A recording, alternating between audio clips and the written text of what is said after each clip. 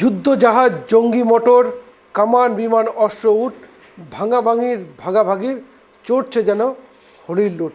কোথায় চলছে? ইসরায়েল এবং ইরানে। কারণ দুই দেশ যুযুধান, দুই দেশ কিন্তু লড়াইয়ে নেমে পড়েছে। কারণটা শুরু হয়েছিল আজ থেকে নয়, যদি আমরা বলি কারণ কিন্তু বেশ কয়েকদিন থেকে। আজ সপ্তম দিনে পড়লো এই লড়াই। কিন্তু ইসরায়েল এবং ইরানের এই লড়াই কেন? যেদিকে সামনে আসে যে প্রশ্নটা, তা হচ্ছে ইতিমধ্যে কিন্তু রাশিয়া ইরানের পাশে দাঁড়ানোর স্পষ্ট বার্তা দিয়েছে। এমনকি আমেরিকাকেও হুঙ্কার ছেড়েছে। উল্টো দিকে আমেরিকা বলে যে কখনো এক পা এগিয়ে দু পা পিছিয়ে আসার কিন্তু ব্যবস্থা দেখাচ্ছে। এবার প্রশ্ন হচ্ছে ঠিক সেইখানে দাঁড়িয়ে ভারতের অবস্থানটা ঠিক কোথায়? কারণ আমরা জানি ইরান দীর্ঘদিনের ভারতের মিত্র দেশ এবং ইসরায়েল তারা তো অত্যন্ত গুরুত্বপূর্ণ মিত্র দেশ। ফলে স্বাভাবিক কোনো এক পক্ষের প্রকাশ্যে সমর্থন করা ভারতের পক্ষে যথেষ্ট কঠিন। তখন দুই দেশে কিন্তু অত্যন্ত সুসম্পর্ক রেখে চলেছে ভারতের সঙ্গে। আর ঠিক সেই কারণেই ভারতের অবস্থান এখনও থেকে স্পষ্ট না হলেও একটা যে স্পষ্ট, কারণ আমরা ভারতের সামরিক পরিস্থিতিগুলো যদি দেখি, কার্গিল যুদ্ধের সময় যে সময় পাকিস্তানের সেনাবাহিনীর অবস্থান ছিল পাহাড়ের উপরে, ভারতীয় সেনার নিচে, ঠিক সে সময় লোকেশন ট্র্যাক করার জন্য আমেরিকা সমর্থন করেছিল এই ইসরায়েল, এবং তাদের সেই লোকেশন ট্র্যাকের মাধ্যমেই ভারত কিন্তু কার্গিল জয় করে। ফলে সেইভাবেই সামগ্রিক সমস্ত পরিস্থিতি বিচার করে ইসরায়েল কিন্তু ভারতের অত্যন্ত বন্ধু দেশ। হয়তো সরকার পক্ষ, মোদী সরকার বা ভারত সরকার পক্ষ থেকে স্পষ্ট নির্দেশিকা দেখা না হলেও যেটা সরকার যেটা চাইছে তা হচ্ছে পাশে থাকার বার্তা কিন্তু ইসরায়েলের দিকে। ঠিক সেই রকম পরিস্থিতিতে আমেরিকা কেন হঠাৎ করে এইরকমভাবে দোটানায় পড়ে গেল? কখনো ইরানের প্রধান আয়াতুল্লাহ খামেনিকে হুঙ্কার দিচ্ছেন বা কখনো পিছিয়ে আসছেন। প্রশ্ন আসছেই আমেরিকা এই পরিস্থিতি কেন? কারণ আমেরিকার কথা যদি আমরা চিন্তা করি, আমেরিকার অবস্থানটা, ডোনাল্ড ট্রাম্প ক্ষমতায় ফিরেছেন সদ্য। ক্ষমতায় ফেরার পর যে সমস্ত প্রতিশ্রুতি দিয়েছিলেন, বিশেষ করে বেকারত্ব, ট্যাক্স কমানো বা যারা রয়েছেন অভিবাসী যারা রয়েছে তার ফেরত যাবতীয় প্রতিশ্রুতি দিলেও কোনো পদক্ষেপই কিন্তু এখন পর্যন্ত পূরণ করতে পারেনি ডোনাল্ড ট্রাম্প। জনগণকে যে প্রতিশ্রুতি, কোনো প্রতিশ্রুতি পূরণ করতে পারেনি। আর যার ফলে কিন্তু ইতিমধ্যে এই ডোনাল্ড ট্রাম্প সরকারের বিরুদ্ধে বিক্ষোভ চলছে কিন্তু আমেরিকাতে। আর লস অ্যাঞ্জেলেসে আমরা তো দেখেছি সেখানে রীতিমতো উত্তপ্ত হয়ে রয়েছে পরিস্থিতি। যে ডোনাল্ড ট্রাম্প ভারত পাকিস্তান যুদ্ধের সময়, ভারতের অপারেশন সিন্দুরের সময় যে বারবার মন্তব্য করে চলেছেন, তিনি ভারত পাকিস্তান যুদ্ধ থামিয়েছেন, তিনি ভারত পাকিস্তানের মধ্যে পরমাণু যুদ্ধ থামিয়েছেন, যাবতীয় কিন্তু নিজে থেকে আগ বাড়িয়ে বলে চলেছেন। কিন্তু নিজের দেশেই যথেষ্ট বেকায়দা ডোনাল্ড ট্রাম্প। কিন্তু এই মুহূর্তে যদি আমরা চিন্তা করি, তা ডোনাল্ড ট্রাম্প অবস্থাটা নেবেন কি? সত্যি কি ইসরায়েলের পক্ষ নিয়ে ইরানের বিরুদ্ধে লড়াই করতে নামবেন? কিন্তু গতকাল ভ্লাদিমির পুতিন তিনি যে বার্তাটা দিয়ে রেখেছেন যে আমেরিকা যদি ইরানের উপর হামলা চালায় তাহলে সারা বিশ্বের পরমাণু যুদ্ধ লেগে যেতে পারে। এই হুঙ্কার কিন্তু আমেরিকার জন্য যথেষ্ট ভয়ঙ্কর। তখন আমেরিকা দুপায়ে গিয়ে যে পিছিয়ে আসার রাজনীতি, এ কিন্তু নতুন কিছু নয়। ইউক্রেন রাশিয়া যুদ্ধে সেখানেও বলা যেতে পারে ইউক্রেনের পক্ষে বারবার দাঁড়িয়েও শেষ পর্যন্ত কিন্তু ইউক্রেনের পক্ষ নেই। হয়তো অস্ত্র দিয়ে সহায়তা করছে, আর্থিক সহায়তা করলেও সেভাবে কিন্তু পাশে পায়নি। ফলে বর্তমানে ইউক্রেনের অবস্থা আমাদের সবার জানা। যদিও আমেরিকার এই সমর্থনের জন্য বা ন্যাটোদের সমর্থনের জন্য রাশিয়া কিন্তু ইউক্রেন জয় করতে পারেনি। কিন্তু যেটা স্পষ্ট তা হচ্ছে আমেরিকা বলা যেতে পারে ইউক্রেনকে কিছুটা গাছে তুলে মই টেনে নেওয়ার মতো অবস্থা। ইসরায়েলের ক্ষেত্রেও কি তাই হবে? এই আশঙ্কাটা কিন্তু অনেকে করছেন। কিন্তু যেভাবে ইসরায়েল ইরানে পরপর হামলা চালালো এবং তারপরে যে প্রত্যাঘাতটা ইরান শুরু করেছে, সেটাও কিন্তু নেহাত কম নয়। ক্ষতিগ্রস্ত হচ্ছে দুই দেশই। এবং যেটাতে শুরু করলাম কবি অন্নদা শঙ্কর লাইয়ের লেখা খুকু ও খোকার কয়েকটি লাইন দিয়ে, যে যুদ্ধজাহাজ, জঙ্গি মোটর, কামান, বিমান, অস্ত্র, উট, ভাগাভাগির চলছে যেন হরির লুট। এই হরির লুট আর কতদিন চলে? এই যুদ্ধ খেলা বা এই যুদ্ধে যদি বিভিন্ন দেশ জড়িয়ে পড়ে তাহলে তো তৃতীয় বিশ্বযুদ্ধের আশঙ্কা শুধুমাত্র সময়ের অপেক্ষা। ফলে প্রশ্ন কিন্তু অনেক থাকবে। এই প্রশ্ন নিয়ে আজকে আলোচনা করব। নমস্কার, আমি সত্যজিৎ পাল, আপনারা দেখছেন শব্দের কাটাকাটি। আর আজকের আমাদের যে বিষয় তা হচ্ছে ইসরায়েল এবং ইরানের যে যুদ্ধ, সেই যুদ্ধে ভারতের অবস্থানটা ঠিক কী? কারণ গত কয়েক বছর ধরে আমরা যে আলোচনা করি, বারবার আলোচনা করছি যে এই মুহূর্তে ভারত সরকারের বিদেশ নীতি খুব স্পষ্ট। ইউক্রেন রাশিয়া যুদ্ধের সময় ভারত যে অবস্থানটা নিয়েছিল সেটা বারবার কিন্তু প্রশংসিত হয়েছে। এবং বিভিন্ন ক্ষেত্রে একাধিক ক্ষেত্রে ভারত সরকার বিদেশ নীতি কিন্তু প্রশংসিত হয়েছে। কিন্তু ইসরায়েল এবং ইরানের যে যুদ্ধ, সেইখানে ভারত কী পদক্ষেপটা নেবে, যেহেতু দুই দেশই অত্যন্ত মিত্র দেশ। এই সব কিছু নিয়ে আলোচনা করব, বিশিষ্ট অতিথিরা তাদের মতামত দেখবেন, তারা দেখব আজকের বিশেষ প্রতিবেদন। মধ্যপ্রাচ্যে ঘনিয়েছে যুদ্ধের কালো মেঘ। ইসরায়েলের সঙ্গে ভয়ঙ্কর সংঘাতে জড়িয়েছে ইরান। আকাশপথে একে অপরের ওপর হামলা চলছে লাগাতার। মারণ ব্যালিস্টিক মিসাইল বর্ষণ হচ্ছে দুই দেশেই। যত দিন পেরোচ্ছে ভয়ঙ্কর হচ্ছে যুদ্ধ পরিস্থিতি। ইরানের পারমাণবিক কেন্দ্রে ইসরায়েলের হামলার প্রতিশোধ হিসেবে পাল্টা ক্ষেপণাস্ত্র হামলা চালিয়েছে ইরান। গত শনিবার ভোরে তেল আভিভে বিস্ফোরণের শব্দ শোনা যায়। এই ঘটনায় ইরান ও ইসরায়েলের মধ্যে উত্তেজনা আরও বেড়ে গিয়েছে। তার আগে শুক্রবার ইসরায়েল ইরানের পারমাণবিক ও সামরিক কেন্দ্রগুলিতে হামলা চালায়। তার ফলে ইরানের কয়েকজন শীর্ষ সেনা আধিকারিক নিহত হন। এর জবাবে তেহরান তেল আভিভ সহ ইসরায়েলের শহরগুলিতে পাল্টা বিমান হামলা চালায়। এর ফলে ক্ষয়ক্ষতি হয়েছে ইসরায়েলের সামরিক বাহিনী জানিয়েছে ইরান 1 ঘন্টায় একাধিক ক্ষেপণাস্ত্র ছুড়েছে। পাল্টা জোর জবাব দিয়েছে ইসরায়েলও। এর প্রেক্ষিতে যুক্তরাষ্ট্র কি সরাসরি যুদ্ধে জড়াবে তা নিয়ে আন্তর্জাতিক মহলে চরম জল্পনা কল্পনা তৈরি হয়েছে। পরিস্থিতিকে আরও জটিল করে তুলেছেন মার্কিন প্রেসিডেন্ট ডোনাল্ড ট্রাম্প নিজে। তিনি বলেছেন তিনি যুদ্ধক্ষেত্রে নামতেও পারেন, আবার তা এড়িয়েও যেতে পারেন। তার এই মন্তব্যে বিশ্বজুড়ে উদ্বেগ আরও বেড়েছে। ডোনাল্ড ট্রাম্পের এই অস্পষ্ট বক্তব্য কূটনৈতিক মহলে নানা প্রশ্নের জন্ম দিয়েছে। Regarding the ongoing situation in Iran, I know there has been a lot of speculation amongst all of you in the media regarding the president's decision-making and whether or not the United States will be directly involved. In light of that news, I have a message directly from the president, and I quote, "Based on the fact that there's a substantial chance of negotiations that may or may not take place with Iran in the near future, I will make my decision whether or not to go within the next 2 weeks." That's a quote directly from the president for all of you today. এই পরিস্থিতিতে Russia সরাসরি হুঁশিয়ারি দিয়েছে যুক্তরাষ্ট্রকে। বৃহস্পতিবার এক সাংবাদিক সম্মেলনে রাশিয়ার পররাষ্ট্র মন্ত্রণালয়ের মুখপাত্র মারিয়া জাকারোভা স্পষ্ট ভাষায় বলেন, যুক্তরাষ্ট্র যদি ইরানে হামলা চালায় তার ফলাফল ভয়াবহ হবে। তিনি আরও বলেন, এ ধরনের পদক্ষেপ মধ্যপ্রাচ্যের পুরো স্থিতিশীলতা ধ্বংস করে দিতে পারে এবং পরমাণু বিপর্যয়ের সম্ভাবনা উড়িয়ে দেওয়া যায় না। জাকারোভা আরও বলেন, ইরানের পরমাণু ঘাঁটি লক্ষ্য করে যেভাবে হামলা হচ্ছে তাতে গোটা বিশ্ব খুব বড়সড় বিপর্যয়ের মুখে দাঁড়িয়ে। Russia calls on the Israeli leadership to immediately stop attacks on nuclear facilities and sites under guarantees and under IAEA verification activities. We are particularly concerned about the safety of the Bushehr nuclear power plant, where Russian specialists are working. The harsh and irreconcilable reaction of the world's countries to Israeli attacks on Iran's territory, including nuclear and energy infrastructure, coupled with the results of the emergency meeting of the UN Security Council on June 13th and the special session of the IAEA Board of Governors on June 16th, indicates rejection of the confrontational course and destructive actions of the Israeli leadership. বৃহস্পতিবার রাশিয়ার পরমাণু শক্তি কর্পোরেশনের প্রধানও হুঁশিয়ারি দিয়েছেন।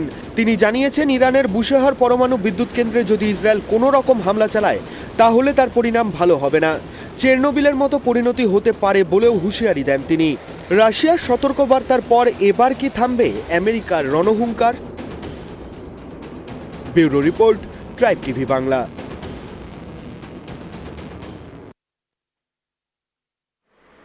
এই সব কিছু নিয়ে আলোচনা করব। আজকে আমাদের সঙ্গে যারা রয়েছেন বিশিষ্ট অতিথিরা, তার সঙ্গে একটু পরিচয় পর্ব সারব। আমাদের মধ্যে রয়েছেন বিজেপি নেতা স্বপ্নিল বিশ্বাস। স্বপ্নিলবাবু, আপনাকে স্বাগত। রয়েছেন সৌমেন চক্রবর্তী, রাজনৈতিক বিশ্লেষক, এবং কংগ্রেস সমর্থক রতন বালা। আপনাদের প্রত্যেকে ট্রাইব টিভি বাংলায় স্বাগত। সৌমেনবাবু, প্রথমে সৌমেনবাবুর কাছে আসবো। যুদ্ধ খেলা চলছে না, যুদ্ধ চলছে। যাই হোক, যা পরিস্থিতি বর্তমানে, এই যদি আরব বসন্তের কথা আমরা এর আগেও শুনেছি, আপনি বলেছেন, কিন্তু যেভাবে মধ্যপ্রাচ্যে যুদ্ধের পরিস্থিতি বাড়ছে, বিশেষ করে ইউক্রেন, ইসরায়েল এবং রাশিয়ার মধ্যে, এটা আমেরিকার অবস্থানটা ঠিক কী? আমেরিকা বারবার যুদ্ধে কখনো এক পা এগিয়ে পিছিয়ে আসা যে প্রবণতা, যেটা বারবার দেখেছি, বারবার সমালোচিত হয়, কিন্তু যেহেতু পৃথিবীর সর্বশক্তিধর দেশ, সেই কারণে কেউ হয়তো সেভাবে করতে পারে না। কিন্তু এই আমেরিকা কোথাও কি ইসরায়েলকে এবারেও গাছে তুলে দিয়ে মই টেনে নেওয়ার মতো অবস্থা? সোমেনবাবু। আসলে যেটা বলার সেটা হচ্ছে যে আমেরিকা বা রাশিয়া দুই ক্ষেত্রেই কিন্তু মনে রাখতে হবে আন্তর্জাতিক সম্পর্কের যে বাস্তব রাজনীতির যে তত্ত্বায়ন বা যারা আলোচনা করেন তার মধ্যে মার্কিন যুক্তরাষ্ট্রের অন্যতম এক রাষ্ট্রবিজ্ঞানী মর্গেনথাউ তিনি বাস্তব যে রাজনীতি বা আমেরিকান পলিটিক্সের যে বাস্তববাদী রাজনীতির 6টা দিককে তুলে ধরেছেন, যার ওপরে দাঁড়িয়ে আছে কিন্তু গত 100 বছর বলবো আমরা প্রায়, যে মার্কিন যুক্তরাষ্ট্রের বিদেশ নীতি বা এক অর্থে তার নিজের দেশকে সমৃদ্ধশালী করার জন্য কিভাবে বিশ্বের বিভিন্ন প্রান্তকে সে ব্যবহার করেছে, শোষণ করেছে, দহন করেছে। এই শোষণ এবং দহনের ক্ষেত্রে আমরা জানি একটা বিরাট পর্ব জুড়ে দ্বিতীয় বিশ্বযুদ্ধের পরবর্তী অবস্থানে ঠান্ডা যুদ্ধের লড়াই এবং দ্বিতীয় বিশ্বযুদ্ধের পরবর্তী দীর্ঘ সময় পর 90-এর দশকে যখন আমরা দেখি সোভিয়েত ইউনিয়নের পতন ঘটে, সেই সময়ে দাঁড়িয়ে মার্কিন যুক্তরাষ্ট্রের ওখানের পঠনরত অর্থাৎ ওখানকার অধ্যাপনা করেন ফ্রান্সিস ফুকুয়ামা, তিনি বিখ্যাত রাষ্ট্রবিজ্ঞানী। তিনি একটি বই লিখেছিলেন এন্ড অফ হিস্ট্রি এবং রিমেকিং দ্য ওয়ার্ল্ড অর্ডার, অর্থাৎ তিনি বলেছিলেন যে পৃথিবীর ইতিহাসের পরিসমাপ্তি ঘটল এবং এক শান্তির পৃথিবী উপহার দেবে কে, বলে একমাত্র দাদা রইল আমেরিকা। অর্থাৎ মার্কিন সাম্রাজ্যবাদের পদতলে সারা বিশ্বকে মাথা নোয়াতে হবে এবং মার্কিন যুক্তরাষ্ট্র হচ্ছে একমাত্র পরিত্রাতা, গণতন্ত্রের পরিত্রাতা এবং সর্বক্ষেত্রে সমস্যার মোকাবিলায় তিনিই থাকবেন। কিন্তু আমি একটু প্রেক্ষাপট নিচ্ছি এই কারণেই, আজকের সমস্যাকে বুঝতে হলে এই কথাগুলো জরুরি এইভাবেই বলা। কিন্তু তার এই বইয়ের কয়েক বছর পরেই আরেক মার্কিন রাষ্ট্রবিজ্ঞানী স্যামুয়েল হান্টিংটন তিনি আরেকটি বই লেখেন পাল্টা উত্তরে। তিনি এর বইয়ের কাউন্টার করে লেখেন যে আগামী দিনের পৃথিবী আরো বিধ্বস্ত হতে চলেছে, আরো সমস্যা সংকীর্ণ হতে চলেছে এবং বলছে এন্ড অফ হিস্ট্রি তো নয়, মার্কিন যুক্তরাষ্ট্রের একক সাম্রাজ্যবাদী যুক্ত নয়, বরং উল্টো ক্ষেত্রে দেখা যাবে যেটা উনি বইটা লেখেন। এখানে বলছে clashes of the civilisation and remaking the world order, অর্থাৎ আগামী দিনের যে পৃথিবী সেটা হবে সভ্যতার সংঘাত এবং সেই সভ্যতার সংঘাতে একাধিক শক্তির উত্থান ঘটবে এবং যে ব্যালেন্সটা ছিল দ্বিতীয় বিশ্বযুদ্ধের পরবর্তী সময় দুটো ব্লক আমরা দেখেছি, সেই ব্যালেন্সটা ভেঙে যাওয়ার ফলে বহুমাত্রিকতা ছড়িয়ে যাবে। অর্থাৎ আমেরিকাকে চ্যালেঞ্জ করবার জন্য একদিকে যেমন ইসলামিক মৌলবাদী শক্তি উঠে এসেছে, সন্ত্রাসবাদী, আবার আমেরিকা নিজের কাজে এই সন্ত্রাসবাদকে ব্যবহার করেছে, সেটাই আবার বুমেরাং হয়েছে। ঠিক তেমন ভাবে মনে যাবে আমেরিকাকে 21st সেঞ্চুরিতে চ্যালেঞ্জ যাওয়ার জন্য একাধিকে যেমন উঠে এসছে চায়না, অন্যদিকে আবার রাশিয়া ঘুরে দাঁড়িয়েছে, জার্মানি ঘুরে দাঁড়াচ্ছে। অর্থাৎ আমেরিকা সেই আধিপত্যবাদকে চ্যালেঞ্জ করে আজকের যে সমস্যা, সেই সমস্যাটা কিন্তু ঘুরে আসছে যে অর্থনৈতিক মহাযুদ্ধ বলা যায়। অর্থাৎ তৈল সম্পদ, গ্যাস এবং খনিজ সম্পদ এবং বিশুদ্ধ পানীয় জল, এর কে অংশীদারিত্ব নেবে আগামী পৃথিবীতে এবং কে এই জল, বিশুদ্ধ পানীয় জল, আকরিক এবং গ্যাস বিক্রি করে আগামী দিনে কে এর অর্থনৈতিক দাদাগিরিতে পরিণত হবে, দাদায় পরিণত হবে, সেটা নিয়েই কিন্তু যুদ্ধ। সেক্ষেত্রে বলা যায় যে ভারতের অবস্থানের ক্ষেত্রেও কিন্তু মনে রাখতে হবে যে এক্ষেত্রে যে শব্দটা বলছে যে চরম রাষ্ট্রবাদ, অর্থাৎ রাষ্ট্রের স্বার্থকে প্রাধান্য দেওয়া। আজকে যদি ট্রাম্পের অবস্থান দেখেন, সেখানে মার্কিন যুক্তরাষ্ট্রই একদিন প্রচার করেছিল গ্লোবালাইজেশন, অর্থাৎ বিশ্বগ্রাম, যেটাকে বলা হয় যে ওপেন ডোর। সেই ওপেন ডোর নীতি থেকে কিন্তু নিজের সুবিধা স্বার্থের যে বিরূপতা হলো, তখন ফিরে আসলো আবার যে ক্লোজ ডোর অর্থনীতি। অর্থাৎ এই যে ফিরে আসা, এবং ভারতবর্ষের ক্ষেত্রেও বলা যায়, তাকেও কিন্তু ভেবে নিতে হবে যে বিদেশ নীতির ক্ষেত্রে কোনো, যেমন স্থায়ী শত্রু হয় না, আবার স্থায়ী বন্ধু হয় না। অর্থাৎ আমার স্বার্থের অনুকূলে যখনই থাকবে, শত্রুর শত্রু আমার মিত্র হবে। তাই ভারতবর্ষ কিন্তু একটা নতুন দিকে তার বিদেশ নীতিকে পরিচালনা করছে। সেটা হচ্ছে সাউথ সাউথ কোঅপারেশন, দক্ষিণ দক্ষিণ সহযোগিতা, এবং আমেরিকাকে বাদ দিয়ে ভারতীয় ক্যাপিটালিস্ট, ভারতীয় পুঁজিপতিরা তাদের ব্যবসাকে সমৃদ্ধ করার নতুন দ্বার খুলে দিয়েছে এই লাতিন আমেরিকা, আফ্রিকার যে জায়গাগুলো।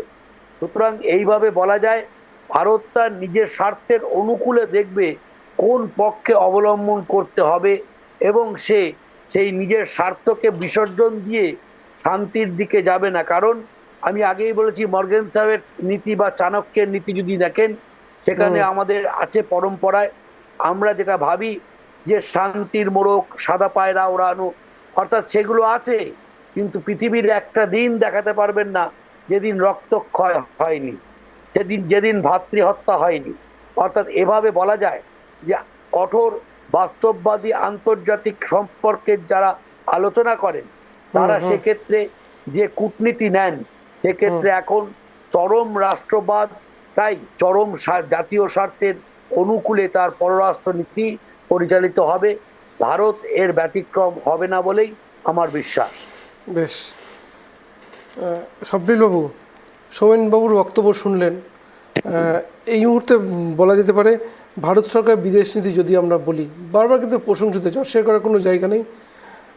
রতনবাবুরা সমালোচনা করবেন, সমালোচনার অনেক জায়গা রয়েছে, বেকারত্ব রয়েছে, নানাবিধ বিষয় রয়েছে, কিন্তু যেটা গুরুত্বপূর্ণ হচ্ছে বিদেশ নীতি, এটা মানতে। কিন্তু এই মুহূর্তে ইসরায়েল এবং ইরান দুই দেশই ভারতের বন্ধুরাষ্ট্র। আপনাদের যদি বলি, আমরা ইসরায়েল প্যালেস্টাইন যখন যুদ্ধ হচ্ছিল, আপনাদের পক্ষ থেকে দেশের নানা প্রান্তে কিন্তু ইসরায়েলের পতাকা নিয়ে নামা হয়েছে। এই ক্ষেত্রে আপনাদের অবস্থান ঠিক কী, সরকার কোন পক্ষটা নিলে সুবিধা হয়? এই স্বপ্নীলবাবু। ধন্যবাদ। প্রথমত ট্রাইব টিভির সকল অডিয়েন্স এবং প্যানেলে যারা যারা আছেন, সঞ্চালক, সবাইকে পশ্চিমবঙ্গ দিবসের শুভেচ্ছা জানাই। আজ 20শে জুন। আর তাই বলে আমার বক্তব্য আমি শুরু করলাম। সৌমেন স্যার যে কথাটা বললেন, আমি একটু একাডেমিক দিকটাই প্রথমে একটু টেনে আনি, যে মর্গেনথাউয়ের যে 6 প্রিন্সিপালস অফ রিয়ালিজম, আর তারপরে উনি চাণক্য নীতির কথা বললেন। এখানে আমরা দেখতে পাই যে পৃথিবীর শুরুর থেকে আমরা জন মার্শাইমার একটি থিওরি দিয়েছিলেন, যেটা হচ্ছে অফেন্সিভ রিয়ালিজম, যেটার নাম।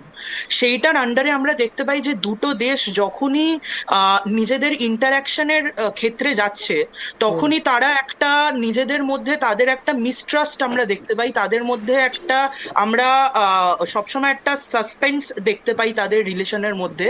এবং তাই জন্য তারা নিজেদের সিকিউরিটিটাকে যত সম্ভব বৃদ্ধি করার সেইটা চেষ্টা করে, যাতে অন্য দিক যদি কোনোভাবে কোনো সময় অ্যাটাক করে, সেটাকে তারা ডিটার করতে পারে বা আটকাতে পারে। সেই নীতির ওপরেই কিন্তু দুনিয়ার সবকটা দেশ, যতই লিবারেলিজমের থিওরি আসুক, যতই রবার্ট কিওহেন, তারপরে রবার্ট নাই, এদের বিভিন্ন আর কি থিওরি আসুক, কিন্তু রিয়ালিজমই কিন্তু রুল করেছে ইন্টারন্যাশনাল রিলেশনসকে বা বিভিন্ন দেশের ইন্টারাকশনকে। এটা আমি প্রচন্ডভাবেই সহমত। যদি আমি ভারতের নীতিতে আসি, তাহলে ভারত এই সরকারের যে নীতি, ভারতীয় সরকারের এখন যা নীতি, সেটাকে আমরা বলতে পারি স্ট্র্যাটেজিক নিউট্রালিটি। বা ভারত যে কোনো পক্ষের দিকে যখনই কথা বলবে বা যে কোনো দেশের জন্য কথা বলবে, তখন ভারত নিজের ন্যাশনাল ইন্টারেস্টটাকে সামনে রেখেই কথা বলবে। এবং এই সিচুয়েশনটাও কিন্তু সেইটার ব্যতিক্রম নয়।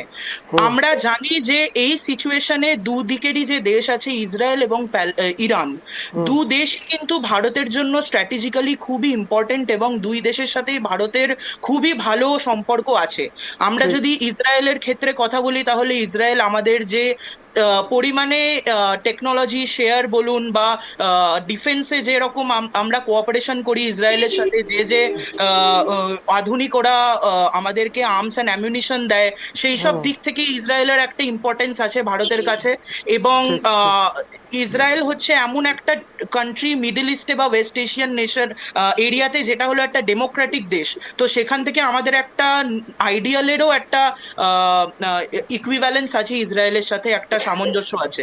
দ্বিতীয় দিকে আমরা যদি ইরানকে দেখি তাহলে ইরান কিন্তু ইরানের যে লোকেশন এবং ইরানের যে চাবাহার পোর্ট সেইটা ইন্ডিয়ার জন্য স্ট্র্যাটেজিক্যালি খুবই ইম্পর্টেন্ট এবং এই পোর্টটা কিন্তু ইন্ডিয়ার জন্য একটা গেটওয়ে বলতে পারি আমরা মধ্য এশিয়াতে, কারণ পাকিস্তান কিন্তু একটা ব্যারিয়ার হিসেবে ইন্ডিয়ার জন্য দাঁড়ায় যখন আমরা সেন্ট্রাল এশিয়ার সাথে ইন্টারাকশনের দিকে এগোই। তাই জন্য ইরান স্ট্র্যাটেজিক্যালি আমাদের জন্য খুবই ইম্পর্টেন্ট এবং ইরান আমাদের সাথে যথেষ্ট কোঅপারেশন করেছে এর আগে, এবং ইরানের সাথে আমাদের যে অয়েল ডিল সেটাও খুব মজবুতভাবে এগিয়ে চলেছে। এবং এগুলো আমরা ইউএস এর হাজার স্যাংশন, ইউএস এর হাজার স্ট্রাইক থাকা সত্ত্বেও কিন্তু আমরা ইরানের সাথে সেটা কন্টিনিউ করেছি।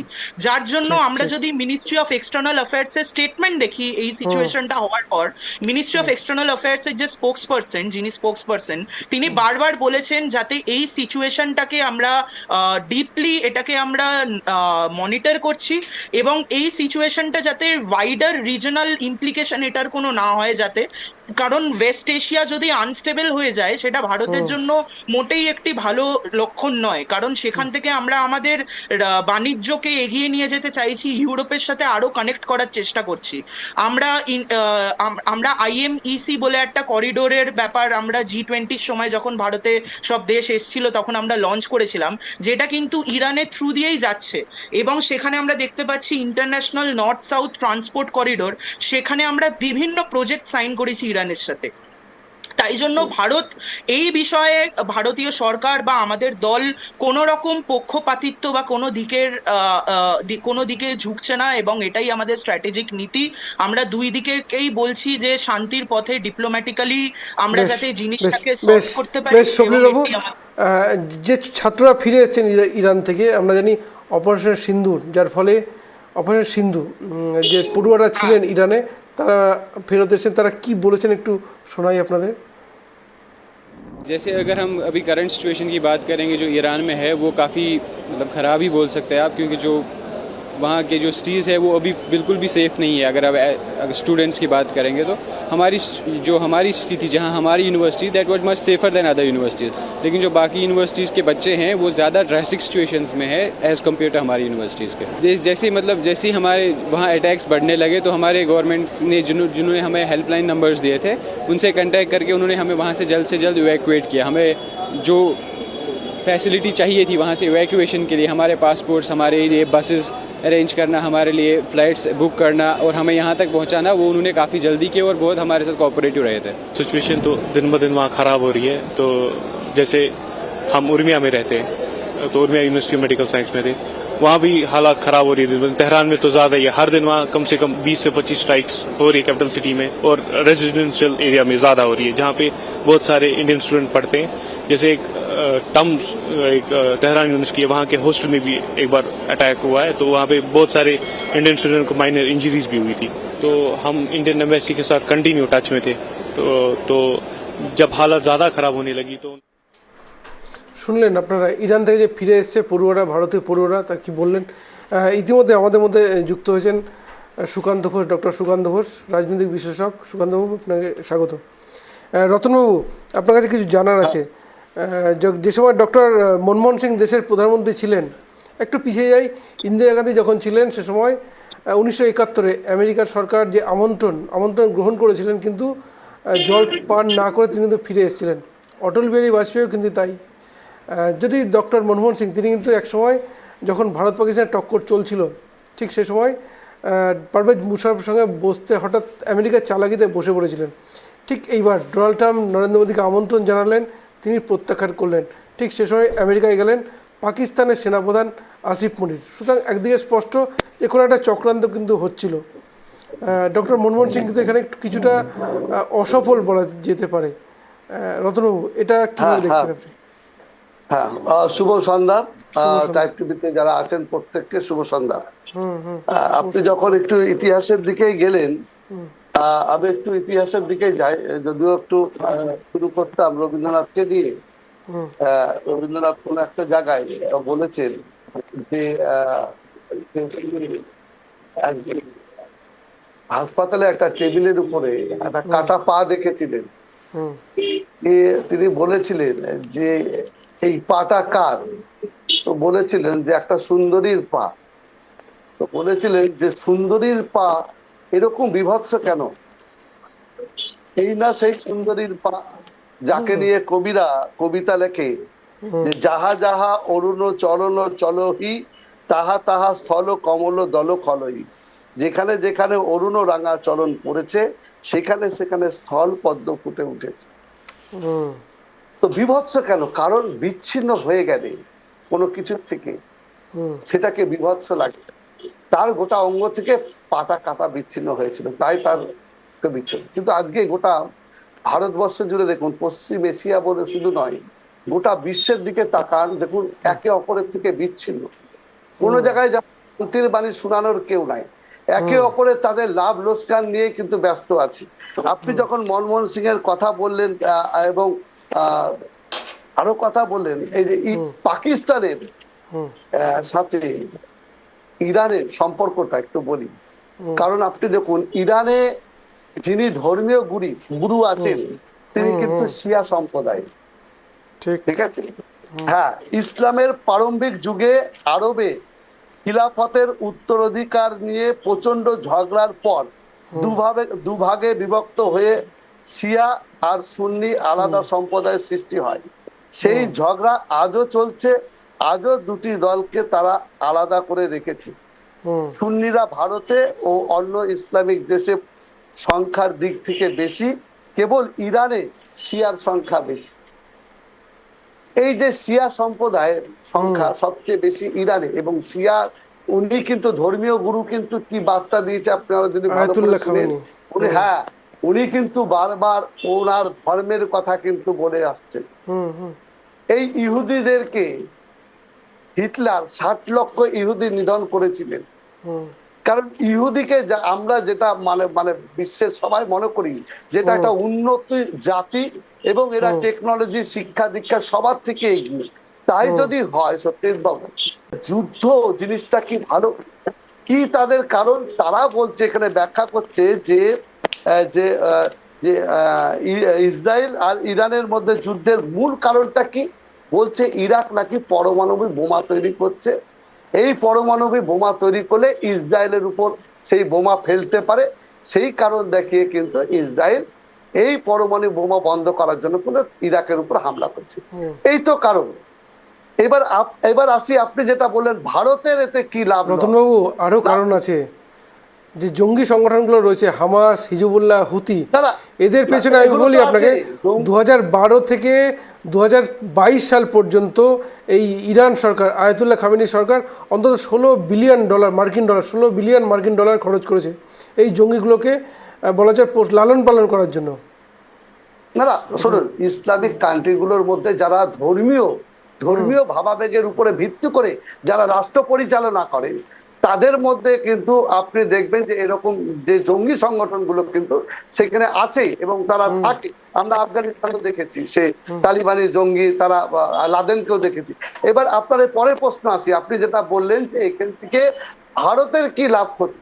ভারতের কিন্তু এখানে যেটা বলছিলেন, এই ভাই বলছিল যে ভারত নিরপেক্ষ থাকছে, তার কারণ যে আপনি যেটা বললেন যে ইসরায়েল বলুন আর ইরান বলুন, তারা শান্ত, কারণ পশ্চিম এশিয়ায় প্রায় 90 লক্ষ ভারতীয় ওখানে কর্মসংস্থান, এবং সেখান থেকে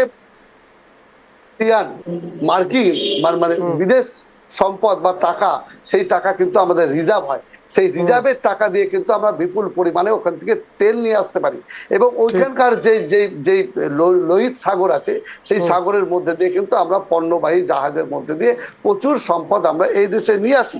কিন্তু পাশাপাশি আর একটা বিষয় হচ্ছে সতীশবাবু, দেখুন যে এই যে দুই দেশের সংঘাতের ফলে যেটা হতে চলেছে, যে আমাদের যে তেলের 60% যেটা আমরা ওই পশ্চিম দেশ থেকে নিয়ে আসি, সেই দেশ থেকে কিন্তু সেই আমদানিটা আমাদের টোটালি বন্ধ হয়ে যাবে।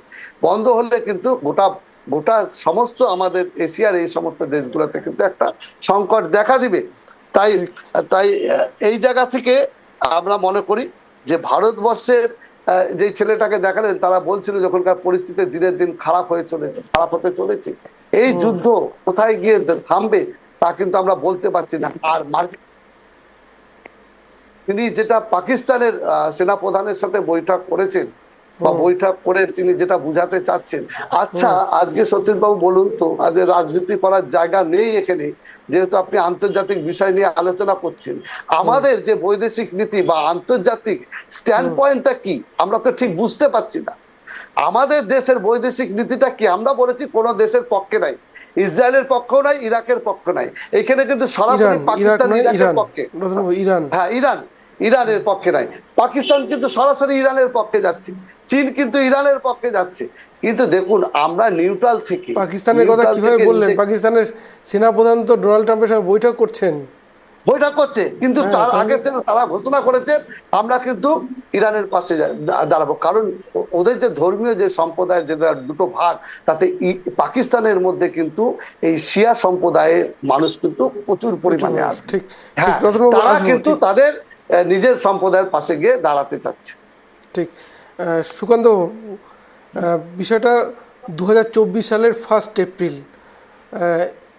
ইসরায়েলের একটি যুদ্ধবিমান সিরিয়া, প্রথমে জর্ডান তারপর সিরিয়াতে প্রবেশ করে এবং সেখানে যে হামলাটা চালায় 2024 সালে, এবং মোহাম্মদ রিজা জাহেদি, যিনি ইরানের ব্রিগেডিয়ার জেনারেল ছিলেন, তিনি খতম হন। সে সময় কিন্তু দুই দেশে কিন্তু বলা চলে প্রচুর ড্রোন হামলা চালিয়েছিল, ইরান শুরু করে, ইসরায়েলও। এবং তারপর থেকে যদি বলা চলে প্রশ্ন আসে যে ইসরায়েল কেন সরাসরি ইরানে হামলা চালালো না, জর্ডান হয়ে কেন গেল? জর্ডান হয়ে যাওয়ার কারণ সেদিকে তাক করা ছিল রাশিয়ার এয়ার ডিফেন্স সিস্টেম S-300 এবং S-400। বিষয়টা হচ্ছে এই যে যুদ্ধ, দুই দেশের মধ্যে যুদ্ধে লেগে গেছে ইসরায়েল এবং ইরান, হঠাৎ করে এই যুদ্ধটা এই পর্যায়ে চলে গেল কেন, সুকান্তবাবু?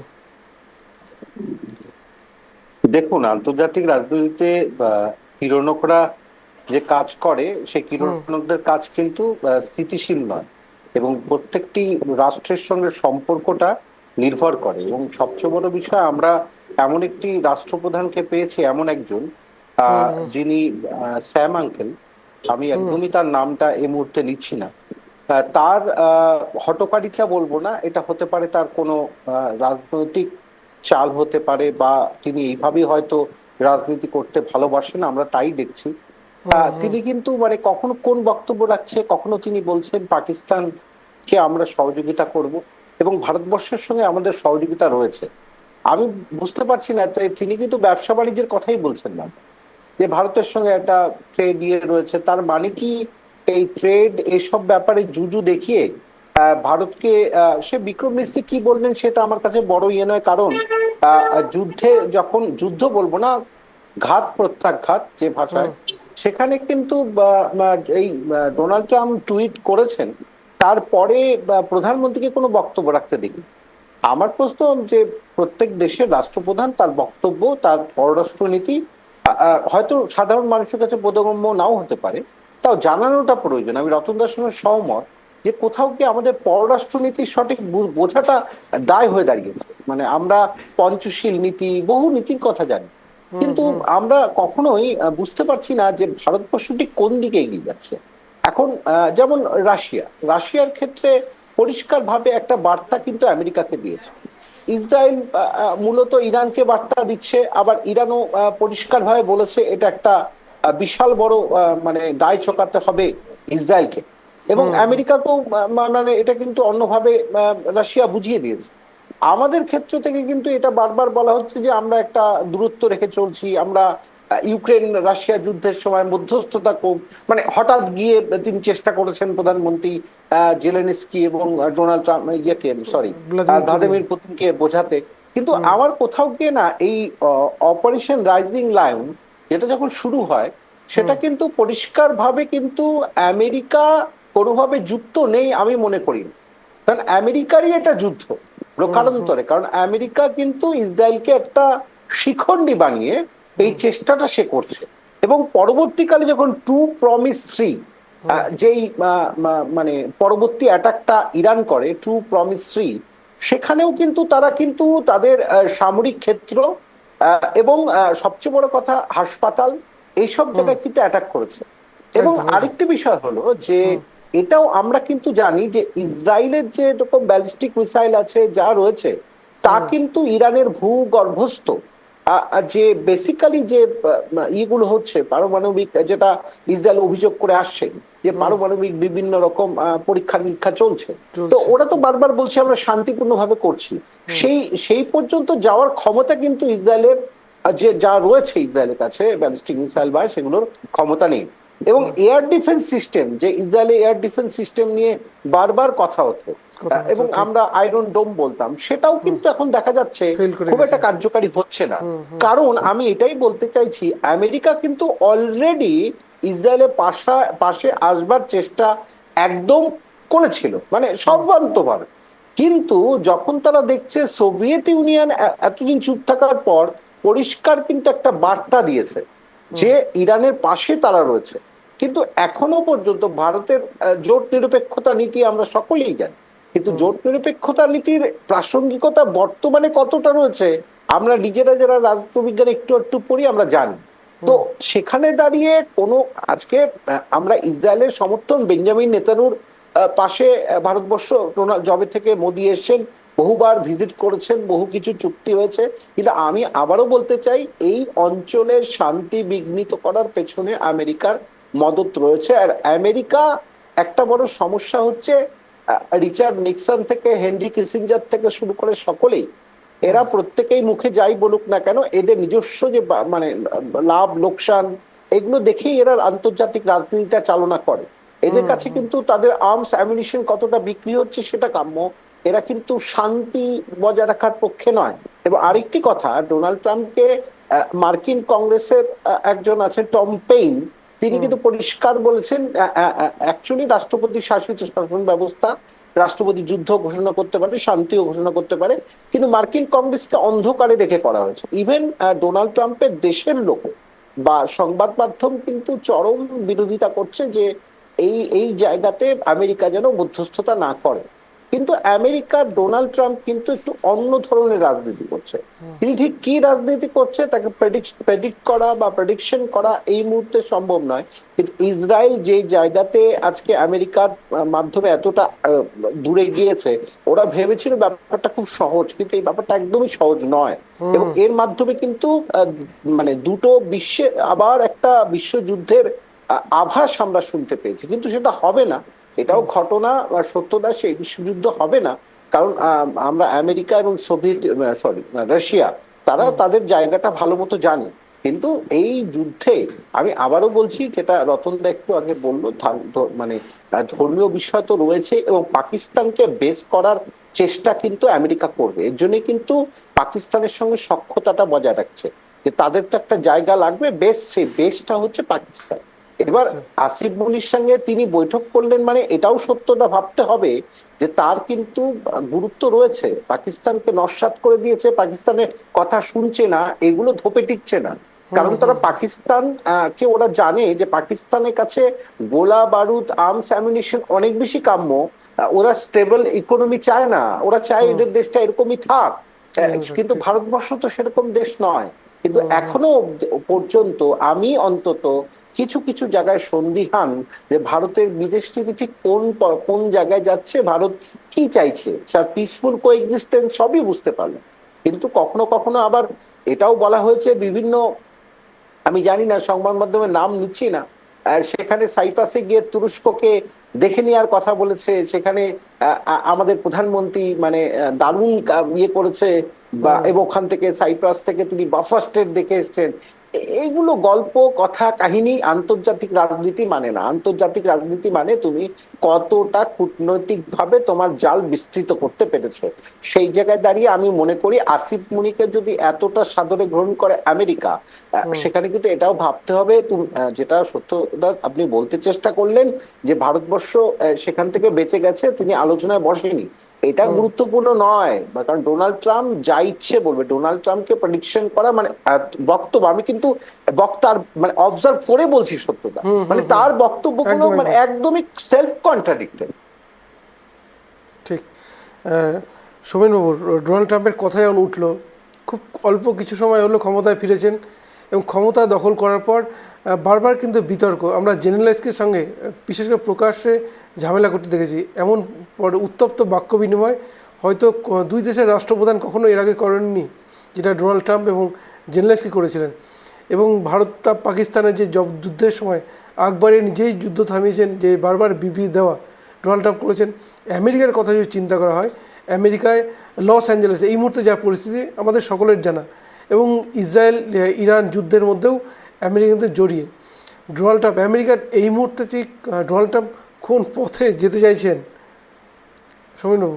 একটা একটা হচ্ছে দেখুন যে প্রত্যেক রাষ্ট্রেরই তার যে ডিপ্লোম্যাটিক যে ক্যারেক্টারিস্টিক্স, অর্থাৎ বৈদেশিক নীতির যে স্ট্রাকচার, সেই স্ট্রাকচারটা যে আমি বলতে চাইছি সরকারের পরিবর্তন হয়, রাষ্ট্রনায়কের পরিবর্তন হয়, এবং সেখানে ক্ষেত্রে কোনো রাষ্ট্রনায়ক সেই বেসিক স্ট্রাকচারটা পুরো ভেঙে গুড়িয়ে দিয়ে নতুনভাবে একটা জায়গা তৈরি করার জন্য তার যে ক্যারিজমেটিক পাওয়ার বা তার যে ক্ষমতার বলিয়ান হওয়া দরকার, সেই ভিত্তিভূমিটা আমেরিকার যে প্রেসিডেন্টের পরম্পরা বা আমরা যাদের দেখেছি যে প্রেসিডেন্টরা খুব এগ্রেসিভ নীতি নিয়েছেন এবং যুদ্ধ সমর মানে আমি বলছি তাদের সময়কালেই তারা বেশি পরিমাণে যে প্রেসিডেন্টরা যুদ্ধে ব্যপ্ত হয়েছেন, নিজের দেশকে জড়িয়েছেন, সেখানেও কিন্তু মনে রাখতে হবে তারা তার পেছনে একটা বড় জনসমর্থন পরবর্তীকালে পেয়েছিলেন। সেটা কিন্তু হচ্ছে আখেরে সবাই উনি এস্টাবলিশ করতে পেরেছিলেন সেই সময় যে বিভিন্ন প্রেসিডেন্টরা, যে আমেরিকার আখেরে কিছু ক্ষয়ক্ষতি হলেও একটা বিরাট ভবিষ্যতের দিকে তার জাতীয় স্বার্থের ক্ষেত্রে তার সম্পদের বুনিয়াদকে আরো শক্তিশালী করার ক্ষেত্রে লাভ হয়েছে।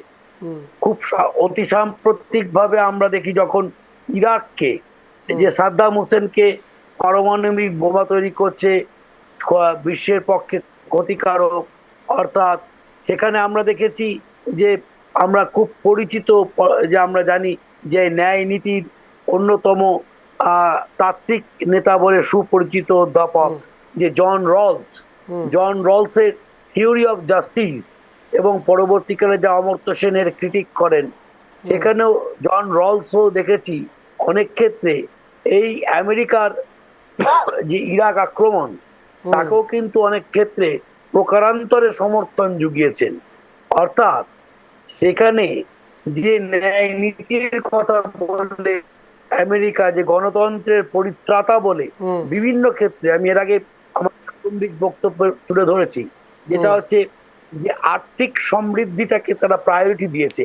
ডোনাল্ড ট্রাম্পের ক্ষেত্রেও যে জিগিরটা তিনি তুলেছেন, সেক্ষেত্রে যে অতি রাষ্ট্রীয়বাদ, কিন্তু সেই জিগিরটার মধ্যে একদিকে যেমন তার আগের যে প্রেসিডেন্ট ছিল, সেক্ষেত্রে যে আমি বলছি বেসিক আমেরিকান যে সেকেন্ড ওয়ার্ল্ড ওয়ারের পরে যে স্ট্রাকচারটা অ্যাগ্রেসিভনেস, সেই অ্যাগ্রেসিভনেসটা কোথায় মুখ থুবড়ে পেরেছিল বাইডেনের সময়। সেই যে মুখ থুবড়ে পড়া, সেই জায়গাটাকে ইউটিলাইজ করা, সেই দুর্বলতা বা আমি বলছি গ্যাপটাকে ইউটিলাইজ করেই কিন্তু ট্রাম্প আজ মসনদে এসছে। অর্থাৎ সেই যে আমরা পৃথিবীর দাদা, অর্থাৎ আমাদের চোখের ওপর চোখ তুলে কথা বলার সাহস যে করবে, তাদের ক্ষেত্রে আমরা সবক শেখাবো। এই যে রেয়াজ, অর্থাৎ এই রেয়াজের বৃত্তের বাইরে পরম্পরা, এটা আমেরিকার American- স্টাইল। আবার উল্টো দিকে যদি ভারতের প্রসঙ্গ আসছে, ভারতের দীর্ঘদিন ধরে প্র্যাকটিস হয়ে দাঁড়িয়েছে যেটা বলা হয় জোট নিরপেক্ষতা বা পঞ্চশীল নীতি। আমরা ভারতের যারা বৈদেশিক নীতির যারা বিশ্লেষক, অন্যতম বিশ্লেষক জয়ন্তানুজ বন্দ্যোপাধ্যায় বা সুমিত গাঙ্গুলির মতো মানুষ, তারা দেখিয়েছেন একটা বিরাট সময় ধরে এই জোট নিরপেক্ষ নীতি নেওয়ার ফলে ভারতের কিন্তু আখেরে বলা যায় একটা প্যাসিভ অর্থাৎ নিষ্ক্রিয় রাজনীতির জন্ম দিয়েছে, যার ফলে আখেরে ভারত যেটা চেয়েছিল দুপক্ষ থেকেই আমরা একটা ব্যালেন্স করে যে আমাদের মানে বলা যায় যে কলোনিয়াল হ্যাংওভার অর্থাৎ যে উত্তর ঔপনিবেশিক পর্বে আমাদের অর্থনৈতিক বুনিয়াদটাকে সার্বিকভাবে দুদিক থেকেই পুষ্টি সাধন করে আমাদের সেই বাচ্চাটাকে বড় করে তুলব। কিন্তু বলা যায় সেক্ষেত্রে খুব একটা যে দীর্ঘ সময় ধরে আমরা দেখেছি এই প্র্যাকটিস সফল হয়নি।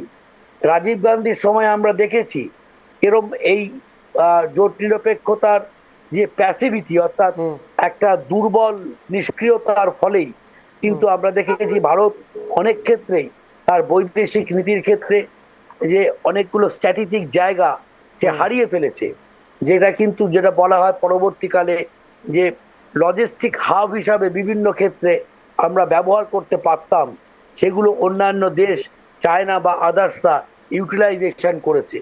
বেশ, সেই বেশ, জায়গাগুলোকে বেশ। ভারত হারিয়ে ফেলেছে। বেশ, সোহনবাবু আসবো। ভারত সরকারের বিদেশ নীতির কথা আসছিল, সুকান্তবাবুর কাছে আরেকটি জিনিস জানতে চাইব যে এই মুহূর্তে যদি আমরা কানাডা এবং ভারতের সম্পর্ক তলানিতে ঠেকেছিল, কানাডার প্রাক্তন প্রধানমন্ত্রী জাস্টিন ট্রুডো রীতিমতো কানাডার সংসদে দাঁড়িয়ে ভারতের গুপ্তচর সংস্থার বিরুদ্ধে মন্তব্য করেছিলেন যে তারা কানাডার মাটিতে ঢুকে হত্যালীলা চালাচ্ছে, তখন নির্ঝর খুন হয়েছিলেন। তো ঠিক এই মুহূর্তে কানাডার সরকার বদল হয়েছে এবং এই সরকার কিন্তু রীতিমতো যে খালিস্তানি যারা ভারত বিরোধী কার্যকলাপ চালাচ্ছে তার বিরুদ্ধে কথা বলছে। সুকান্তবাবু, রতনদা কিছু বলবে হয়তো, রতনদার বক্তব্য। হ্যাঁ, আমি বলতে চাচ্ছিলাম যে মানে তখন বলা হলো না, সন্তোষ বাবু প্রশ্নটা করলেন যে ডক্টর মনমোহন সিংকে খুব নিয়ে ছোট কয়েকটা করে, কথা হ্যাঁ। বললেন। আমি ছোট করে বলি যে মনমোহন সিংকে নিয়ে বললেন কয়েকটা কথা, যে পাকিস্তানে গেছিল। বলি সতীশ বাবু যে কংগ্রেসের যে সরকার যতদিন ছিল আমাদের একটা পরিষ্কার চিত্র ছিল। আজকে বিদেশে যে সোনা ছিল আমাদের, সেই সোনা কিন্তু ডক্টর মনমোহন সিং এর আমলে কিন্তু সেখান থেকে আমরা ফেরত আনতে পেরেছি। এবং ভারতবর্ষের অর্থনীতি যে আজকে যে জায়গায় দাঁড়িয়ে আছে তার ম্যাক্সিমাম অবদানটাই কিন্তু ডক্টর মনমোহন সিং এর সময়ের থেকে। কারণ হচ্ছে দেখুন, আমি বিশ্বগুরু হতে গিয়ে বিদেশে গিয়ে কিন্তু ডক্টর মনমোহন সিং কখনো বলেনি আপকি বার টামকি সরকার, কিন্তু আমাদের দেশের প্রধানমন্ত্রীকে আমরা দেখেছি সেই দেশে গিয়ে অন্য দেশের প্রধানমন্ত্রী প্রচার করে এলেন। কিন্তু আজকে সেই প্রধানমন্ত্রীর বিরুদ্ধে আজকে শুনতে পাচ্ছি তারাই বলছে যে ট্রাম্পের পা ধরতে যাবে না, অমুক করতে যাবে না, তমুক করতে যাবে না, ট্রাম্প ভালো না, খারাপ, অমুক তমুক আজকে বলছে। একসময় আমরা দেখেছি তাকে ভারতবর্ষে আনার জন্য সেই বস্তিগুলোকে ঢেকে দেওয়া হয়েছিল যাতে তাদের চোখে না পড়ে। তো এই ধরনের ঘটনাগুলো ঘটেছে। সতীশবাবু, চোখ দিয়ে দেখতে হবে, কান দিয়ে দেখলে হবে না। বর্তমান যে বৈদেশিক নীতি পুরো ফেলিওর হয়েছে, কারণ আমরা দিশাহীন। আমরা বেশ, কখনো বেশ। বলতে পারছি না সুকান্তবাবু, আমরা ইরানের বেশ, সাথে বেশ, আছি না আসবো, ইসরায়েলের সাথে। আসবো রতনবাবু। হ্যাঁ, সুকান্তবাবু বলুন। হ্যাঁ, আমি একটু অল্প কথাই বলবো। দেখো, খুব অল্প করে দেখুন সত্যটা যেটা হচ্ছে যে জাস্টিন ট্রুডো কিন্তু একদম পরিষ্কার ভাবে ভারতীয় ডিপ্লোমেটদের দায়ী করেছিল এই খালিস্তানি লিডারের অ্যাসাসিনেশনে। এবং আরেকটি ঘটনা, তখন কিন্তু বেসিক্যালি ভারতবর্ষের পরিস্থিতিটা মানে যদি বলে কানাডার সঙ্গে সম্পর্কটা যেটা বহুদিনের সম্পর্ক, একটা বাইল্যাটারাল রিলেশন, G20 সদস্য দুজনেই রয়েছে, কিন্তু কোথাও গিয়ে নতুন যে গভর্নমেন্ট এসে তারা কিন্তু এই খালিস্তানিদের প্রতিহত করছে। কিন্তু রিসেন্টলি কিন্তু যেটা হয়েছে যে তারা কিন্তু এই রিপোর্টটাও দিচ্ছে যে কিছু কিছু জায়গায় ভারতবর্ষের কিছু ডিপ্লোমেট তারা কিন্তু বিভিন্ন ভাবে কানাডার যেটা ইন্টারনাল ইস্যু সেটাতে সমস্যা তৈরি করছে, এই ধরনের কথাও কিন্তু শোনা যাচ্ছে। সুতরাং এটা কিন্তু ঘটনা যে কানাডা ভারতবর্ষের সম্পর্কটা ঠিক ভালো দিক এটা বলতে পারি যে জাস্টিন ট্রুডোর থেকে অনেক ভালো হয়েছে, কিন্তু এই মুহূর্তে কিন্তু তাদের ইন্টারনাল রিপোর্ট কিন্তু এটা বলছে, এবং সেটা কিন্তু ভারতের পক্ষে খুব সুখকর নয় সত্যতা। কিন্তু আমি এটা বলবো যে জানি না আমি কি পর্যায়ে এই সম্পর্কটা যাবে, কিন্তু দুটো দেশের মধ্যে যে একটা সচল সম্পর্ক ছিল সেটা কিন্তু খালিস্তানি, এবং এটাও মানতে হবে ভারতবর্ষের প্রধানমন্ত্রীকে যখন আমন্ত্রণ জানানো হয়েছে G7-এ, তখনও কিন্তু প্রচুর খালিস্তানিরা এর প্রতিবাদ করেছে, বিক্ষোভ করেছে, এবং সেটা স্বাভাবিক। সত্য, সেটা স্বাভাবিক, কারণ ওখানে এখনো কিন্তু মানে তুমি বলতে পারো প্রচুর খালিস্তানি এরকম রয়েছে যারা কিন্তু মানে ভেতরে ভেতরে প্রচুর সংগঠন রয়েছে, এবং ওরা মানে তুমি ইয়ের নামটা বললে না, হ্যাঁ, এবং রর কিন্তু একটা ভূমিকা কিন্তু রয়েছে, এটা অ্যাডমিট করতে হবে। কিন্তু এর মধ্যে যুক্ত কিনা এই নিয়ে তদন্ত কিন্তু ওরা করেনি, কানাডা সরকার কিন্তু কোনো তদন্ত করেনি যতটুকু আমার কাছে খবর রয়েছে। এটা নিয়ে কিন্তু অনেক রকম বিশৃঙ্খল অবস্থা কানাডার মানে যে রিপোর্ট সেখানে কিন্তু বলা আছে। সুতরাং ভারতকে কিন্তু প্রকারান্তরে দায়ী করা হচ্ছে। বেশ, খুব আমরা একদম শেষ মুহূর্তে চলে এসেছি। এই মুহূর্তে যুদ্ধ নিয়ে ভারতের অবস্থান কি? ইসরায়েল বা ইরানে যে যুদ্ধ চলছে, আমেরিকা তাদের প্রকাশ্যে কারোর পক্ষে দাঁড়াবে কিনা সেটা পরের ব্যাপার। কিন্তু শেষ মুহূর্তে আমরা প্রত্যেকে 1 মিনিট করে সময় দেবো। স্বপ্নীলবাবু, এই মুহূর্তে ভারত সরকারের প্রত্যেকের মন্তব্য শুনলেন বিশেষজ্ঞদের, ভারতের বিদেশ নীতি নিয়ে বাকিদের বক্তব্য সঙ্গে আপনার কিছু নতুন শুনতে চাই, কি বলবেন স্বপ্নীলবাবু? 1 মিনিট সময় আপনার জন্য বলুন। হ্যাঁ, দেখুন না, ভারতের নীতিকে বা ভারতের ফরেন পলিসিকে দিশাহীন বলা হচ্ছে। আমি দুটো তিনটে জিনিস একটু মনে করিয়ে দিতে চাই। অপারেশন সিন্দুরের সময় যে অ্যাটাকটা পাকিস্তান আমাদের ওপর করেছিল, রিটালিয়েটরি অ্যাটাক, সেটার আন্ডারে আমরা খুব প্রশংসা শুনেছিলাম সবার মুখে S-400-এ। এটা সেই S-400 যেটা ভারত কিন্তু ইউএস এর স্যাংশনকে উপেক্ষা করে এই সরকারই কিন্তু রাশিয়ার থেকে নিয়েছিল, এবং এই S-400 কেনার জন্য কিন্তু তার নেটো পার্টনার টার্কিকে কিন্তু ইউএস এর স্যাংশন দিয়েছিল, ভারতকে দেয়নি। আচ্ছা, দ্বিতীয়ত যখন রাশিয়া ইউক্রেন ওয়ার হলো সেই সময় ভারতের স্ট্র্যাটেজিক নিউট্রালিটির জন্য রাশিয়ার সাথে ভারত কিন্তু রুবেল ট্রেড শুরু করেছিল, এবং প্রচন্ডভাবে নিজের অয়েলের যে ট্রেড সেটাকে ডাইভার্সিফাই করতে পেরেছিল, এবং মার্কেট রেটের থেকে অনেক কম দামে রাশিয়ার থেকে অয়েল কিনতে পেরেছিল ভারত। এইগুলোই হচ্ছে ইম্পর্টেন্স এবং বেনিফিট স্ট্র্যাটেজিক নিউট্রালিটির। আবার আমি বলতে চাইছি, স্ট্র্যাটেজিক নিউট্রালিটি মানে এই না যে আমি কোনো দিকেরই পক্ষে নয়, আমি নিজের মতো নিজের বাড়িতে এক কোণে বসে আছি। স্ট্র্যাটেজিক অ্যালাইনমেন্ট হচ্ছে স্ট্র্যাটেজিক নিউট্রালিটির একটা বড় পার্ট, এবং এটার মানে এটা না যে ভারত কোনো দিকের সাথেই নেই, ভারত নিজের মতো একলা চলছে, এইভাবে কোনো দেশ চলতেও পারে না, এটা কোনো বুদ্ধিমানের কথাও না। দ্বিতীয়ত, ডক্টর সুকান্ত উনি বললেন যে সাইপ্রাসে গিয়ে যে বাফার জোন দেখেছেন সাইপ্রাসের পিএম এর সাথে, প্রথম প্রাইম মিনিস্টার যিনি ইন্ডিয়ার যিনি গেছেন ওরকম একটা দেশে, এবং পরবর্তীকালে ক্রোয়েশিয়াতেও গেছেন, যেটা আরেকটিও স্ট্র্যাটেজিক্যালি ইম্পর্টেন্ট দেশ। আমি বলতে চাই যে সফট পাওয়ারের একটা বিভৎস বড় এবং ইন্টারন্যাশনাল রিলেশনসে অপটিক্সের একটা বড় ভূমিকা আছে, এবং এটা ইউএস এর বিভিন্ন পলিটিক্যাল সায়েন্টিস্ট যেমন আপনার জোসেফ নাই থেকে শুরু করে ইন্ডিয়ান পলিটিক্যাল সায়েন্টিস্ট যেমন হর্ষভি পন্থ, এরা সবাই এটাকে মানে এবং এই জিনিসটাকে প্রজেক্ট করার চেষ্টা করে। সো সফট পাওয়ারের একটা কিন্তু সবসময় একটা অপটিক্সের একটা কিন্তু সবসময় একটা ইম্পর্টেন্স আছে, এবং এগুলোকে ভুললে চলবে না। দ্বিতীয়ত, এখানে বলা হলো যে ট্রাম্পের কথায় নাকি ভারত সিজ ফায়ার ডিক্লেয়ার করে দিয়েছে এবং পাকিস্তানের সাথে চলে গেছে। লাস্ট পয়েন্ট, জাস্ট এটা দিয়ে এন্ড করে দেবো। G7 মিটিং এর পর যখন ইউএস এর অ্যাপয়েন্টমেন্টটাকে প্রত্যাখ্যান করে পিএম যখন চলে আসলেন, তখন তারপরে ইউএস এর প্রেসিডেন্টের সাথে একটি ফোন কল হয়, এবং ওই ফোন কলের যে মিনিট টু মিনিট যে যা কথা বলা হয়েছে, যেটা যখন ডিক্লেয়ার করা হয়, সেখানে স্পষ্টভাবে বলা হয় যে Indian prime minister clearly president ট্রাম্পকে বলেছেন যে এইটা ইন্ডিয়া এবং পাকিস্তানের মধ্যে ডিসকাশন হয়েছে, এবং পাকিস্তানের পক্ষ থেকে সেই কলটা এসছে ইন্ডিয়ার কাছে, যেটা কিন্তু এই কিছুক্ষণ আগে আসিফ মুনিরের সাথে দেখা করার পর ট্রাম্প নিজে ডিক্লেয়ার করেছে, নিজে বলেছে যে আমি ধন্যবাদ জানাচ্ছি আসিফ মুনিরকে যে সে নিজে ইনিশিয়েটিভ নিয়ে এই যুদ্ধটাকে থামিয়েছে এবং এই যুদ্ধতে আর এগোয়নি। এটা কিন্তু ইন্ডিয়ার কথাটাকেই ভ্যালিডেট। ধন্যবাদ। রতনবাবু, 1 মিনিট সময় আপনার জন্য, বলুন। দেখুন, বিপদের সময় আসল বন্ধু চেনা যায়। কাউরি বিপদ, সেখানে যদি আমাদের কোনো স্ট্যান্ড ঠিক না থাকে তাহলে কিন্তু পরবর্তীতে কিন্তু আমাদের ভুগতে হবে।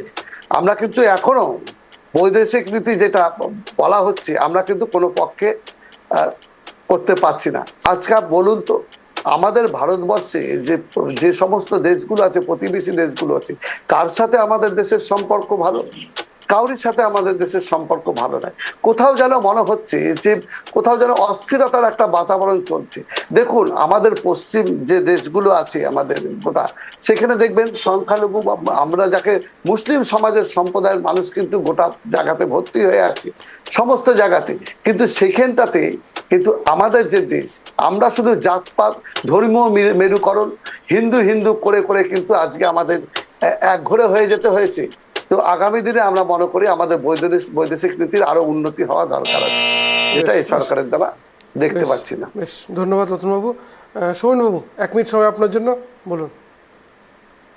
আমি এক্ষেত্রে আগের বক্তব্য নিয়ে একটা কনক্লুশন টানছি। সেখানে হচ্ছে ডিপ্লোমেসির ক্ষেত্রে থাকে হচ্ছে একটা হচ্ছে ওপেন ডিপ্লোমেসি, একটা সিক্রেট ডিপ্লোমেসি। অর্থাৎ এক্ষেত্রে মনে রাখতে হবে যে এখানে ভারতবর্ষের যে পোখরান বিস্ফোরণের পর থেকে বিভিন্ন বিশ্লেষকরা বলেছেন ভারত সেই যে আগে ছিল যে প্যাসিভ ডিপ্লোমেসির যে জোট নিরপেক্ষতা, তার থেকে শিফট করা শুরু করেছিল এবং পরবর্তীকালে অটল বিহারী বাজপেয়ী হয়ে আজকের যে ডিপ্লোমেসি, আমি বলছি স্ট্রাকচারাল দিক থেকে ভারতবর্ষের একটা ডিপ্লোমেসির ক্ষেত্রে পরিবর্তন আসছে এবং ফুল ফ্লেজ যেটা হচ্ছে যে বলা হচ্ছে যে আক্রমণাত্মক ডিপ্লোমেসি, সেদিকে হয়তো যাচ্ছে না, কিন্তু আগের মতো নিষ্ক্রিয়তা থেকে বেরিয়ে এসে একটা নিজস্ব অবস্থানকে খুঁজে পাওয়ার পথ লাগে চেষ্টা করা হচ্ছে এবং একটা মেজর বলা যায় স্ট্রাকচারালি ভারতবর্ষ একটা নিজস্ব জায়গা থেকে যে তার ডিপ্লোমেসিকে একটা রূপদান করতে চলেছে। এবং সেদিক থেকে মনে রাখতে হবে যে পঞ্চশীল নীতিকে অবস্থান করেও আমরা দেখেছি মিসেস গান্ধীর সময় যে ভারতবর্ষ বলা হচ্ছে কারুর পক্ষে নেই বলেও কিন্তু আমরা সবাই জানি সুবিদিত আমরা সোভিয়েত ইউনিয়ন বা রাশিয়ার ক্ষেত্রে অনেকটাই ঝুঁকেছিলাম। সুকান্তবাবু, 1 মিনিট সময় আপনার জন্য, বলুন। দেখুন, আন্তর্জাতিক রাজনীতিতে কেউ মানে সবসময় মানে বন্ধু এক থাকবে বা শত্রু সেটা হয় না। সেরকম ভাবেই আমি এটা বলতে চাই, ইরানের কাছে সেজিল মিসাইল যেটা আছে নিজেদের প্রযুক্তিতে তৈরি এবং সবচেয়ে বড় কথা সুপারসনিক বিভিন্ন ব্যালিস্টিক মিসাইল ওরা কিন্তু ব্যবহার করা শুরু করবে এবং যেটা আয়াতুল্লাহ বলেছেন যে খুব বড় ধরনের একটা কিন্তু দোষ চাপানো যেতে পারবে, যাবে কাদের ওপর? ইসরায়েলের ওপর এবং সেই সঙ্গে আমেরিকার ওপর। কেন? যে এই আক্রমণটা তাদের দিক থেকে শুরু হয়েছিল। এবার যেটা ঘটনা যে আন্তর্জাতিক রাজনীতিতে ভারত কি মানে সেই পঞ্চশীল নীতি বা জোট নিরপেক্ষতার নীতি থেকে নিশ্চিত সরে এসেছে, কিন্তু আমরা এখনো কিন্তু এটা বুঝতে পারছি না, যেটা হতে পারে সফট ডিপ্লোমেসির কথা, কিন্তু সফট ডিপ্লোমেসিতেও ভারতবর্ষের এটা আমরা লেম্যান আমরা হয়তো বুঝতে পারবো না, কিন্তু আমাদের এটা বোঝাটা খুব প্রয়োজন যে ভারতবর্ষের ঠিক কি কি লাভ হচ্ছে এর মাধ্যমে। যে ভারতবর্ষ যে এতগুলো দেশে আমাদের প্রধানমন্ত্রী ভিজিট করেছেন এবং ইরানের মধ্যে ইতিমধ্যে এই যুদ্ধে কিন্তু রাশিয়াও কিন্তু তাদের মুখ খুলেছে। আমেরিকা কি করবে? ইসরায়েল কি ঠিক ইউক্রেনের মতো পরিস্থিতি পড়বে, অসহায় পড়বে শেষ মুহূর্তে? সেটা কিন্তু সময় বলবে। কিন্তু যে আমেরিকা যে দুমুখ নীতি নিয়ে চলে তা কিন্তু বিপাকে ফেলেছে ইসরায়েলকে। এই সমস্ত বিষয় নিয়ে আমরা আলোচনা করব। আমাদের এরকম শো দেখতে থাকুন ট্রাইব টিভি বাংলায়। নমস্কার।